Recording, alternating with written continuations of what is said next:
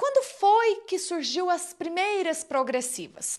Em meados dos anos 2000, 2005, por aí, foram começando as primeiras progressivas. Surgiram lá no Rio de Janeiro as primeiras, né? As pioneiras vieram de lá.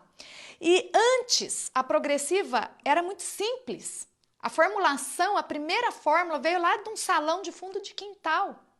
E não há nada de errado com isso. Parabéns para aquela brilhante mente de uma cabeleireira que teve a ideia de criar um produto assim.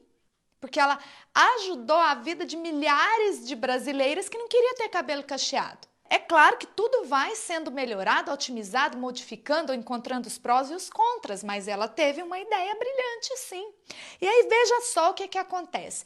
Naquela época, as progressivas a sua formulação era composta apenas por 2 componentes. Quais eram esses componentes?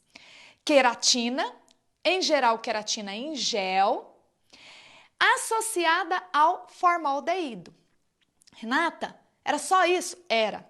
E por que era bom? Primeiro, não fazia alterar em nada a cor cosmética do cabelo da cliente e nem a cor natural.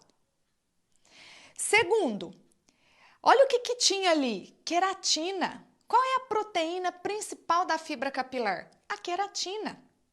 E de que forma você faz, né, essa queratina? De que maneira nós formamos a queratina, essa proteína principal do cabelo?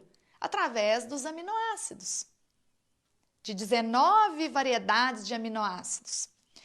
E aí, essa queratina que tem ali fazia promover um tratamento, porque ela estava repondo algo que o cabelo precisa muito, que é a queratina.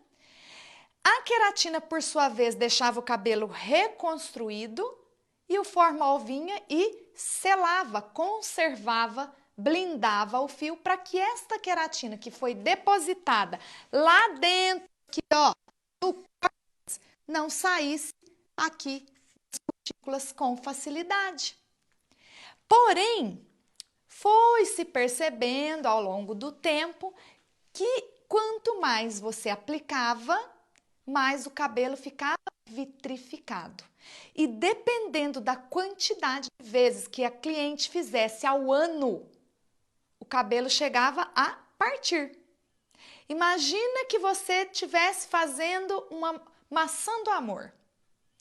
Cada passada que você dá lá no caramelo, e aí a maçã esfria, cria aquela casquinha brilhante, bonita por fora. E lá dentro, a maçã vai cozinhando, ficando podre, estragada. E aqui fora você vai lá e passa mais uma vez no caramelo, ela vai engrossando aquela camada e criando espécie de um filme, uma barreira que impede qualquer outro tipo de tratamento que você quisesse aplicar, uma ampola, uma máscara, penetrasse nessa fibra capilar. E aí, a longo prazo é que está o problema. Quando você for aplicar uma coloração para cobrir um branco, não cobre, dá transparência, porque ela não penetra. Quando você vai aplicar um descolorante, reage. E aí tem um grande perigo, é um agravante enorme. Então, veja só, passaram-se o tempo, também perceberam que o formol pode ocasionar lesões gravíssimas na pele, no couro cabeludo. Na pele da mão, porque eu sei que muitos profissionais, infelizmente, ainda manipulam produtos químicos sem calçar as luvas. Aluno do Desvendando a Colorimetria é proibido de fazer isso. Pelo menos a minha orientação é que se faça o uso das luvas até no preparo do produto, porque ao longo dos anos, com alta exposição a produtos químicos, mesmo que seja apenas manipulando, preparando, pode acarretar doenças tais como dermatites de contato irreversíveis. Então, perceba o seguinte, foi percebendo também que o formol, e foi comprovado cientificamente que ele é um carcinógeno. O que é um carcinógeno? É um produto que você usa no nosso dia a dia, isso é encontrado até nos nossos alimentos, como conservante, na pasta de dente e por aí vai, que pode ocasionar câncer. E então veio a Anvisa barrou tudo, proibiu e fez muito bem. Porque imagina que pode fazer um mal para a sua cliente, mas também pode fazer um mal ainda maior para você, profissional, que faz 20, 30 cabelos como esse durante uma semana. Então, aí o que aconteceu? A mulherada enlouqueceu. Pera lá, mas eu preciso do meu cabelo louro e liso. E aí o que acontece? Vieram os substitutos. E quem foram os substitutos? Os ácidos. São as progressivas, as selagens, né? Os realinhadores de cutícula, os desvoluminizadores, que são dotados na sua formulação por produtos ácidos, ácido glioxílico, ácido glutâmico e uma diversidade deles. Só que existem os prós e os contra, como eu acabei de falar. Qual é a desvantagem desses ácidos?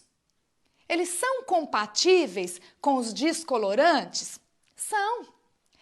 Porém, a desvantagem é que até em cabelos naturais, dependendo da temperatura do secador ou da prancha, eles alteram a cor do cabelo.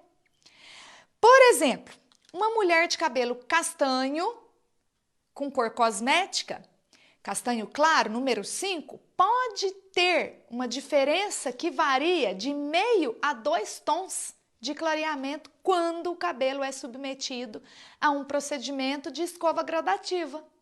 Ou ainda vai apresentar aquele reflexo, aquela emissão de reflexo avermelhada, que é típico do fundo de clareamento, né? Que varia entre os 5 e os 6. E na loura? Gente, na loura o negócio fica, olha, muito pior. Por que razão? Porque na loura ele se apresenta muito amarelo, aquele amarelo gema de ovo, literalmente. E por que razão que isso acontece? Se ninguém nunca te explicou por que as progressivas amarelam, a base de ácido, amarelam o cabelo da sua cliente, eu vou te falar agora. Amarela porque, não, mas eu já sei que é por causa do calor, né, do chapim e tudo mais. Ok, mas por que o calor faz isso? Porque você está trabalhando com produtos que são ácidos e eles têm as ligações químicas. Por exemplo, o ácido glioxílico, ele vai ter lá, né, as ligações químicas. Dá uma olhada lá na sua tabela periódica, dá uma pesquisadinha lá no seu livro, né, de química e lembra lá que tem as ligações amídicas, ligações polipeptídicas. Volta a dar uma lidinha sobre isso aí que você vai aprender um pouquinho mais. E aí você vai entender que essas ligações, quando você aplica uma fonte de calor que está acima de 180 graus, elas se alteram. E não tem como. Essas ligações se modificam. E quando elas se modificam, altera a cor do cabelo. Mas eu já tenho uma solução para isso, Rê. Você não sabe? Nossa, eu descobri uma máscara top. Top de linha, poderosa, ela resolve meu problema. Lá no lavatório, eu aplico a máscara, o cabelo já fica platinado. Oi? Eu desconheço. A única coisa que eu sei é que quando o cabelo da loura amarela em função da progressiva, não adianta você aplicar um tonalizante para platinar, não adianta você pegar o melhor tonalizante do mundo para tentar dar um matiz para essa cor, porque você não vai conseguir. A máscara pigmentadora, o shampoo roxinho, não vai resolver. O que aconteceu ali no fio de cabelo foi uma reação química em função do calor que alterou as ligações químicas deste ácido aqui. Então, às vezes, ele antes era um ácido, né, glutâmico e depois ele vai mudando. Ele passa a se tornar um outro ácido em função do calor e isso faz acontecer essa alteração de cor.